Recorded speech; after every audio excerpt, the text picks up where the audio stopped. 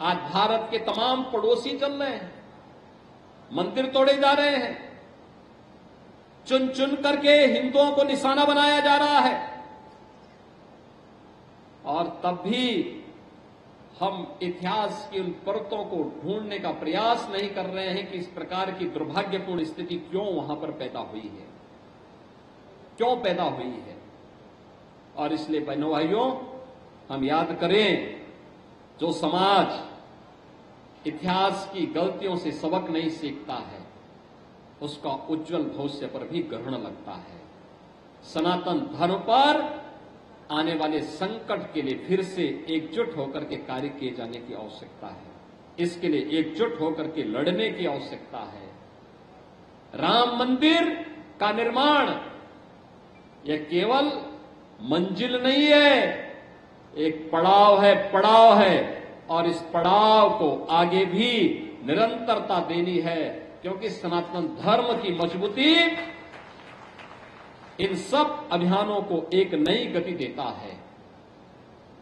जातिवाद से मुक्त, छुआछूत और अस्पृश्यता से मुक्त एक ऐसे समाज की स्थापना करना है जिसके लिए प्रभु श्री राम ने अपना पूरा जीवन समर्पित किया था।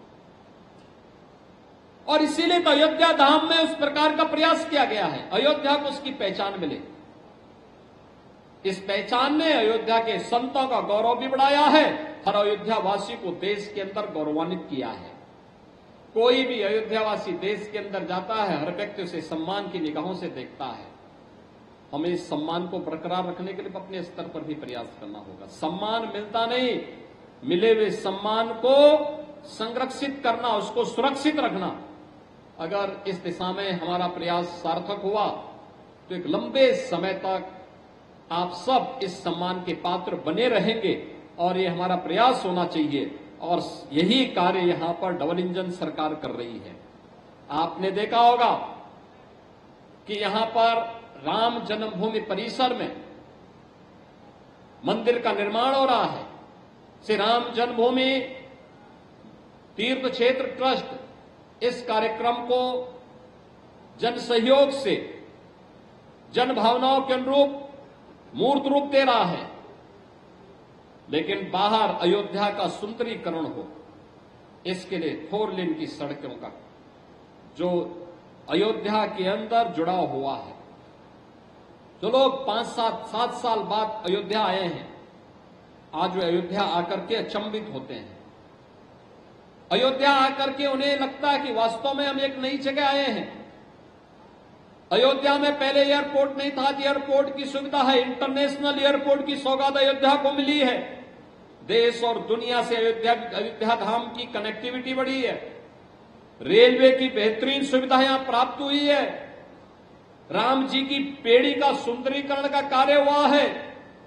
पुरातन पड़ चुके मठ और मंदिरों के सुंदरीकरण और उनके फसाड के साथ उन्हें जोड़ने की कार्रवाई को तेजी के साथ एक नई गति मिली है।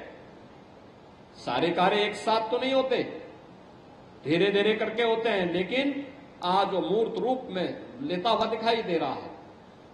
ये जो नई पहचान बनी है अयोध्या की, जनता अपेक्षा रखती है इस धाम को त्रेता युग के धाम के रूप में स्थापित करने के इन संकल्पों के साथ अयोध्या वासियों को भी जोड़ना पड़ेगा।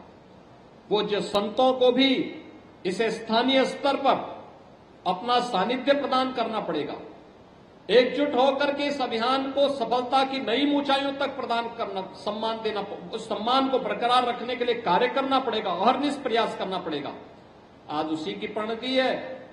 एक एक करके अयोध्या के नाम पर सारे कार्य, सारे संकल्प पूरे होते हुए दिखाई दे रहे हैं।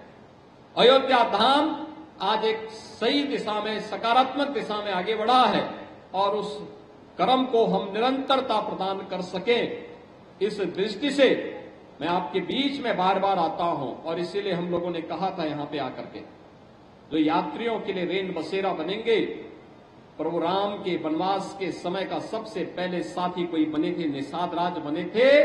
तो निषाद राज के नाम पर अयोध्या के रेन बसेरा बसेंगे, यात्री विश्रामालय बनेंगे। आज वह काम यहां पे हो रहा है।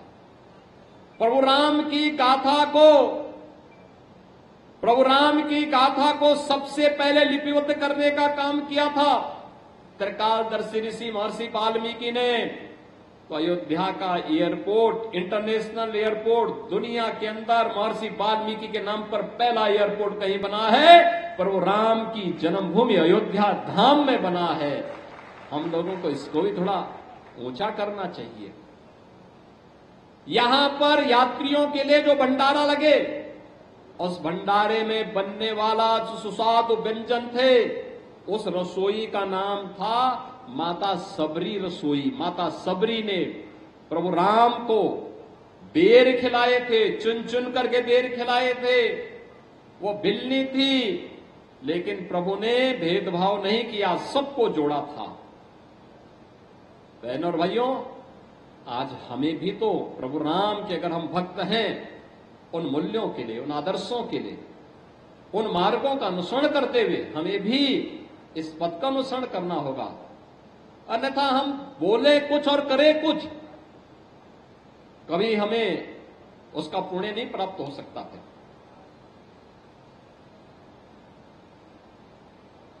हमें उसके अनुरूप बनना पड़ेगा। शिव की भक्ति के लिए शिव के अनुरूप बनना पड़ेगा। शिवो भूत्वा स्वयं चेत। अगर हम उसके अनुरूप नहीं बनेंगे तो भक्ति का लाभ हमें प्राप्त नहीं हो पाएगा। और प्रभु राम का भक्त बनने के लिए हमें भी उसके अनुरूप बनने की तैयारी करनी चाहिए, उनके आदर्शों से प्रेरणा ग्रहण करनी चाहिए। पूज्य संत परमहंस रामचंद्र दास जी महाराज की यही प्रेरणा थी और उनके जीवन का उद्देश्य भी यही था, उनके जीवन का समर्पण भी इन्हीं मूल्यों के लिए था। और आज हम उस पूज्य संत की 21वीं पुण्यतिथि कार्यक्रम में यहां पर उपस्थित हुए हैं। पूज्य संतों का सानिध्य प्राप्त हुआ।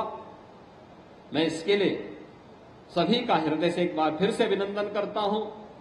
पूज्य महाराज जी के श्री चरणों में विनम्र श्रद्धांजलि अर्पित करते हुए उनकी कृपा निरंतर बनी रहे, सनातन धर्म पुष्ट हो और भी दिग दिगंत तक इसकी ध्वजा पताका ऐसी फहराई जाती रहे, इस विश्वास के साथ आप सबके प्रति भी पूज्य महाराज जी का सानिध्य और उनका आशीर्वाद बना रहे, इस कामना के साथ आप सबके प्रति भी मैं अपनी शुभकामनाएं देते हुए अपनी वाणी को यहीं पे विराम देता हूं।